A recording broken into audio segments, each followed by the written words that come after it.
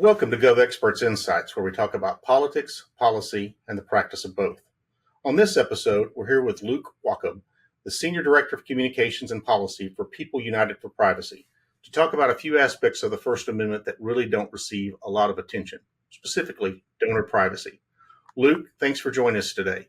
Could you start off by telling us a little bit about your background and what led you to People United for Privacy? Well, thank you, Chris. Thank you for having me on. I began my career in free speech advocacy at a nonprofit called the Institute for Free Speech.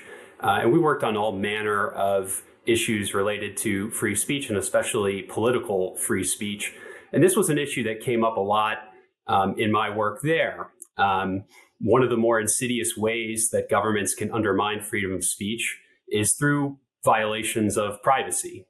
Essentially, the idea is, if we can track where you're going, who you're talking to, what you're giving money to, as well as where you live and work, it becomes very easy for bad actors, whether they're in government or outside of it, to identify enemies and wreak havoc on their lives. So even if you're legally allowed to say what you want, the harassment and threats and possible retribution, they make you think twice. So People United for Privacy was founded in 2018 to fight the specific problem in the world of nonprofits where courts have said donors have a right to privacy, but politicians and a number of activist groups are always pushing hard in the opposite direction. They want to get the donor list to groups that are saying things that they don't agree with. They want to try to use that information to discourage people from giving, to discourage groups from speaking out. And so PUFP, People United for Privacy, was born out of this realization that we needed to have an organization that could work specifically on this issue in all 50 states and federally, and build the sorts of bipartisan coalitions that would be necessary to have nationwide success, and really trying to disentangle this issue of donor privacy, which matters for every cause in America, from partisan politics, where the issue is often framed in the language of dark money, and the conversation gets very toxic very quickly. So we wanted to be able to speak directly to this issue of donor privacy and why it mattered. I joined up with PUFP a few years ago, and that's been our mission, is talking to lawmakers, talking to nonprofit groups, talking to interested folks all across the country about this issue and why it matters. And when people talk about privacy, they often think of a lot of different aspects. Let's start at a very high level about the different types of privacy, and then specifically donor privacy. Well, privacy is a big topic, and it's one that's at a crossroads in a lot of different ways, from changes in technology, cultural changes. A lot of privacy issues feel like they are up for grabs right now. And so you think about privacy, how it's supposed to work. We have privacy in our homes and our possessions. The police can't just show up and search our property without a warrant. We have privacy in our communications. The government's not supposed to be just opening up our mail or tapping our calls, again, without a warrant. And we also have privacy in our beliefs and our associations. We don't have to tell people who we voted for in the last election or who we're going to vote for in the next election. We don't have to tell people what our religious beliefs are. We don't have to tell people what organizations we support and are members of. Donor privacy is in that category of privacy in association. And importantly, at People United for Privacy, we don't just protect donors' privacy. We also protect nonprofit members and volunteers as well. So the idea really is that, you have a right to support causes privately, up until you get into things like giving money directly to candidates or political parties. Those activities are governed by campaign finance laws, which often require disclosure. But in general, Americans have a very strong right to privacy in their associations. And, why this matters from a free speech perspective is that, in a large democracy or republic like the United States, we don't just exercise our free speech rights by going out onto the street corner and shouting at each other. When we really want to make change, we do it together. We organize into groups. And sometimes that's a charity that's, serving the community directly. Sometimes it's a social welfare organization that's advocating for new ideas and beliefs. And whatever cause you support, there are nonprofits in the country that are doing work on it. It could be environmental issues, social issues like LGBTQ rights or religious liberty. You get public policy issues like education or taxes or healthcare, gun rights groups, free speech groups, pro-life, pro-choice groups. I mean, name the issue you care about, and it's going to be an organization that is really, behind efforts to promote better laws and public policy. And those organizations are important. They're one of the main ways that American citizens stay engaged in the political process outside of Election Day. We're all busy working and living our lives, but there are groups that we trust that are playing that watchdog role for us. And so, it's really about protecting those groups and protecting their donors. It's really about protecting every American's right to have the causes that they believe in safe and secure and able to gather the resources that they need to carry out their missions. So I assume that you have a pretty broad base of support within all of those groups and things to protect their donors from disclosure. Is that an accurate understanding?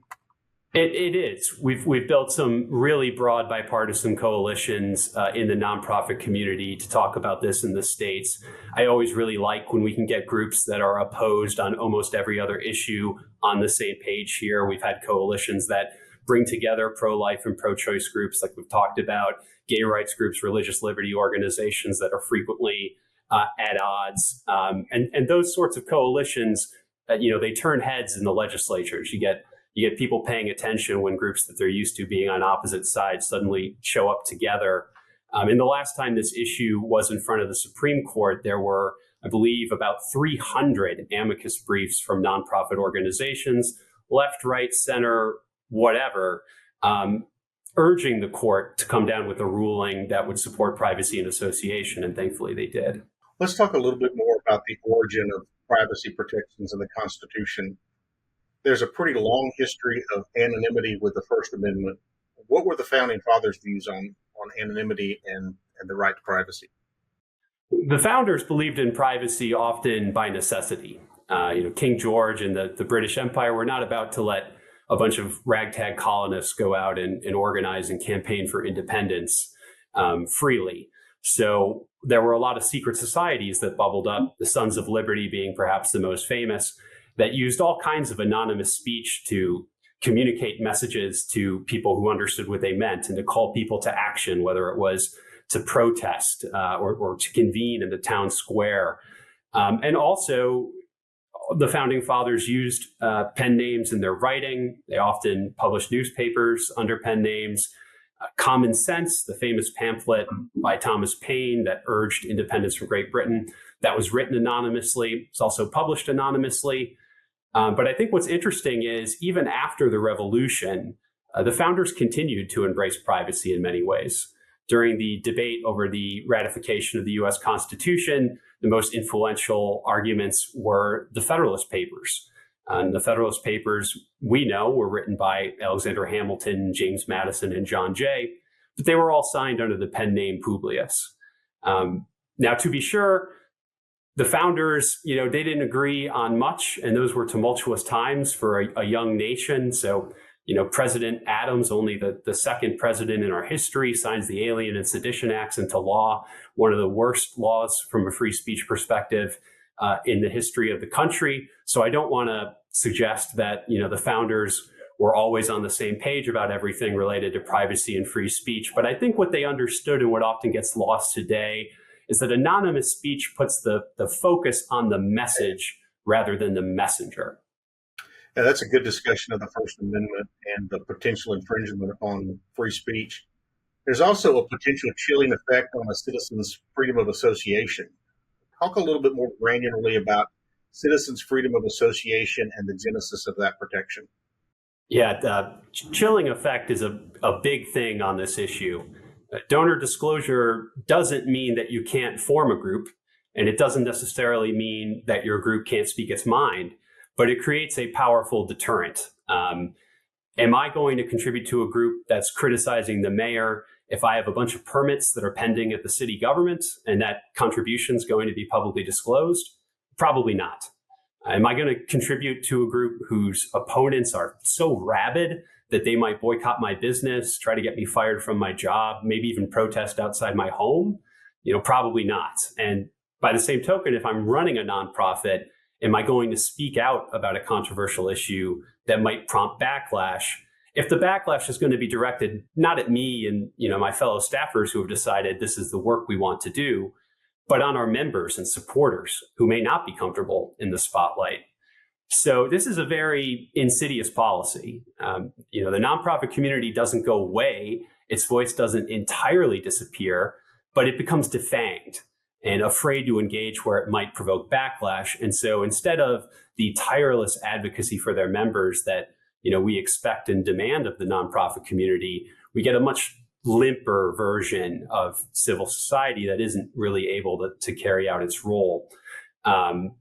So the First Amendment protects our rights to speak, to petition, and to assemble. Courts have looked at that and said, there's a right to associate here, to join together with fellow citizens in support of a cause. And a big part of that freedom is the ability to do it privately so that, government and social forces can't have such a strong coercive effect on how citizens are able to associate. And now, despite its origins and constitutional basis, donor anonymity hasn't always been universally accepted. In universally accepted today.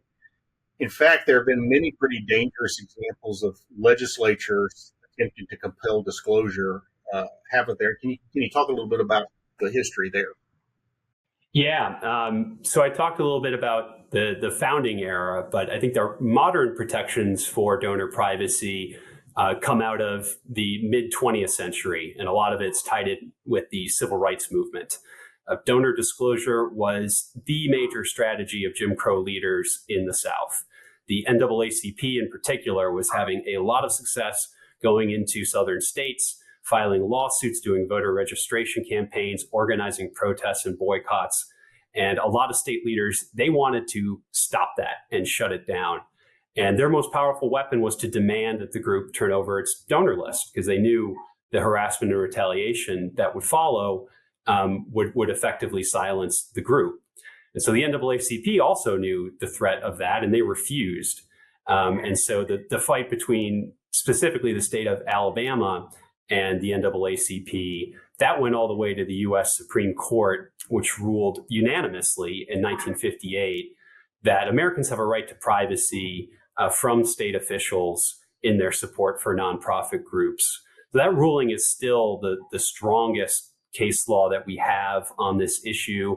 Importantly, it didn't just defend the NAACP's donor list from the state of Alabama. It was a facial ruling that protected all nonprofits' abilities to keep their membership information private. And it wasn't the only case from that time period. In the late 50s, early 60s, this issue got litigated a lot.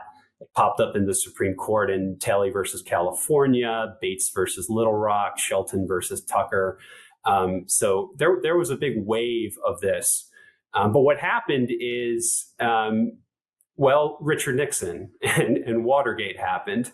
In the 1970s, there was an explosion of campaign finance reform after Watergate, where legislatures decided and courts often upheld that candidates and groups that were formed to support or oppose candidates should have to disclose their donors. We don't oppose those laws as applied to candidates, political parties, and political entities like super PACs. But it set the stage for the fights that we see today, which largely revolve around this question of how do nonprofits that maybe they're not telling you how to vote, or if they are telling you how to vote, it's a negligible percentage of their overall activity, but they are advocating on policy issues, legal matters, trying to influence the way people think generally about government. How do they fit into this landscape where certain entities are forced to disclose their donors and others are not? So today, when you see this issue manifest, usually the hook that the pro-disclosure, anti-privacy side has is that, hey, we're not going after the nonprofit community writ large. We're going to go after groups that are engaging in a particular type of activity that we think is, too political, for lack of a better term. And so is there a big threat at this particular moment that you guys are focused on?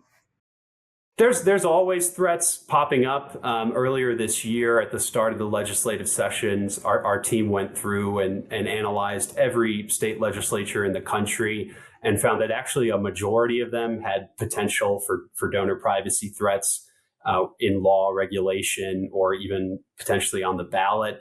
Now, fortunately, the vast majority of those do not pass. But there's always a lot of threats. I think one of the main ones right now, it is this attempt to get onto the ballot where, the dark money narrative can really carry the day instead of, when laws go through the legislative process and there are more opportunities for dialogue and to go back and forth. So in Arizona, for instance, they passed by ballot initiative a law that broadly redefines what counts as campaign spending and does so in a way that nonprofits that are speaking about policy issues, if they even mention lawmakers in a particular window, then they can be forced to expose their donors. And so it's taking a lot of traditional nonprofit advocacy operations and sort of pushing them over onto that other side of the ledger into the regulated campaign finance space. We've seen anti-privacy activists already try to promote Arizona's law as a model for the nation. Arizona's law is being challenged in state and federal court as well. So that's a major case to watch. And also, to keep track of the spread of that law through different states. It was recently proposed in Oregon to go on the ballot. Fortunately, lawmakers, business community, nonprofits, labor unions, they all got in a room together and said, let's figure out a different way of doing this because we don't want what happened in Arizona and all the donor privacy harms that befell nonprofits in Arizona to happen here in Oregon. So they passed a compromise bill that still has some privacy problems, but I think it speaks to how dangerous the Arizona law is. So I think those are some of the main things to watch out for right now. So y'all are very focused on the ballot initiatives and also both legislative and litigation? Well, it's all important. At PUFP, our focus is legislative. Litigation is certainly key, and we try to have close relationships with the groups who are bringing and fighting those cases, and also trying to make sure that the public and the media understands what's at stake in those cases. But one thing we found is that with court rulings, no matter how definitive they are or seem to be, it's never the end of the day. And while passing a law isn't the end of the story either, the process of going through it, building the coalitions with nonprofits, educating lawmakers, it sort of builds up a little more, a true understanding of why these rights matter so that we don't just get one victory today and then 2 years later it gets erased by an even bigger defeat. So our focus is really trying to turn the tide in state legislatures and federally and get people thinking about this issue in a different way. So in the courts, how has the issue fared in both state and federal courts as well as the Supreme Court? So I spoke about NAACP v. Alabama. Unfortunately, that's not the end of the story. I think one of the big events in this space was the Citizens United decision in 2010. And Citizens United was not a donor disclosure case, but it struck down a portion of a law that had prohibited corporations, which includes nonprofit corporations, as well as labor unions, from calling for the election or defeat of candidates. So nonprofits, which previously had even less of an ability to speak about elections, now they were freed up a little bit. And most nonprofits are not interested in running that kind of campaign ad.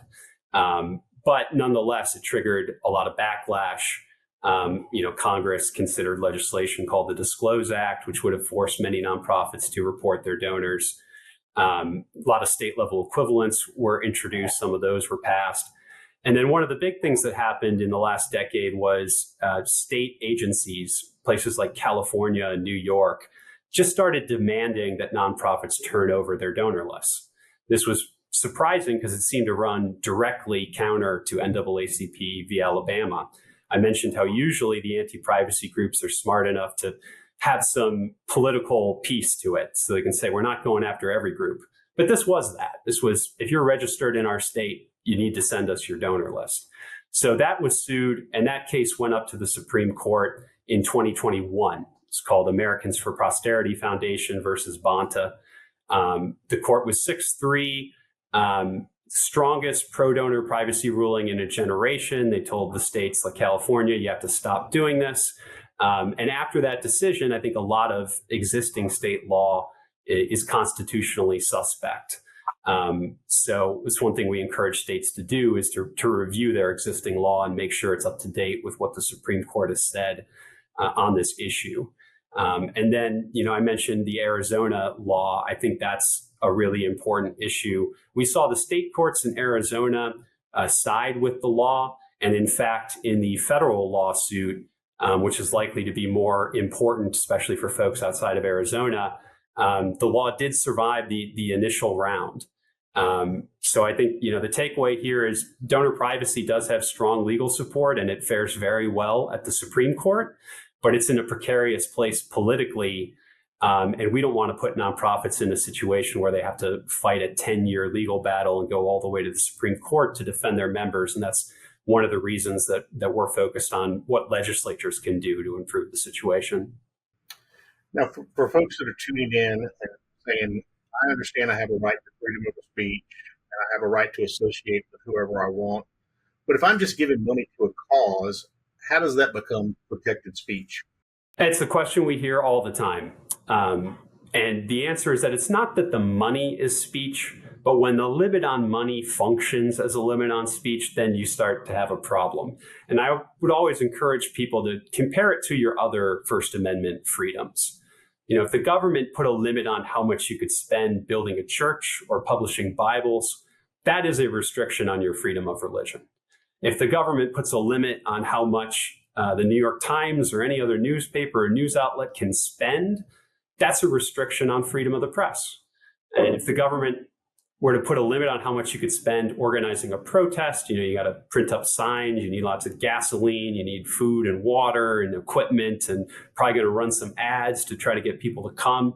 That's a restriction on freedom of assembly. So it's not that money itself has First Amendment protection. It's that these specific kinds of limits or prohibitions on spending function as limits on First Amendment activity. And if anyone's concerned that, well, if we let the spending go unchecked, that the groups with more money will always win, I'm happy to report that isn't the case. The best place to look at that is in elections, where we do have these laws that require groups to report what they're spending their money on and how much. And so even, 2016 is a great example. Donald Trump was heavily outspent by Hillary Clinton. And also in the primary, Jeb Bush was the big spender. In 2020, you could look at Michael Bloomberg's campaign, totally exploded records for how much people were spending in certain states and didn't have much success at all. So, money is important. And you have to have a certain amount of money to be able to spread your message to enough people in this world that we live in a very large country where people have a lot of things competing for their attention. But money doesn't decide who wins. The money has to be, accompanied by a message that voters buy into. That's a great discussion. Tell me a little bit more about your initiatives at Capitol Hill and in state legislatures to protect donor privacy. So in the states, we urge all states to pass a law that prevents what happened in California, which led to the AFPF v. Bonta case a few years ago. And so that is passing a law that makes clear that state agencies and officials can't just demand or on their own decide to release sensitive donor information from nonprofits. It doesn't touch existing state law, so it is not the end of the story for states who pass that bill. Many of them still have to go in and clean up other pre-existing parts of their law that have privacy problems in them. But that just shuts down what happened in AFPF v. Bonta. It makes sure that you're up to the Supreme Court's standards. And we've had a lot of success with that bill so far. 18 states have passed it. We've had bipartisan support. Most recently, the law passed this spring in Nebraska, and it actually passed unanimously, didn't have a single vote against it. And I think in today's era where there's so much polarization, so much partisan fighting, even fighting within the parties. To be able to bring everyone together on an issue like this is really, it's heartening as someone who wants to see, legislatures function. So that's one thing we look at is pass that law. We call it the Personal Privacy Protection Act. And then also look at what your existing laws are to see if there's anything that you can improve on. And there's been a couple states that have gone down that road as well. Federally, it's so difficult to get standalone legislation passed in Congress these days, but there are some areas where there's activity on this issue. For one, every time a budget bill comes up, there's a fight over which riders get included. The IRS, the SEC, a couple other agencies have demonstrated over the years that they would like to get at nonprofit donor information. They would like to have more disclosure.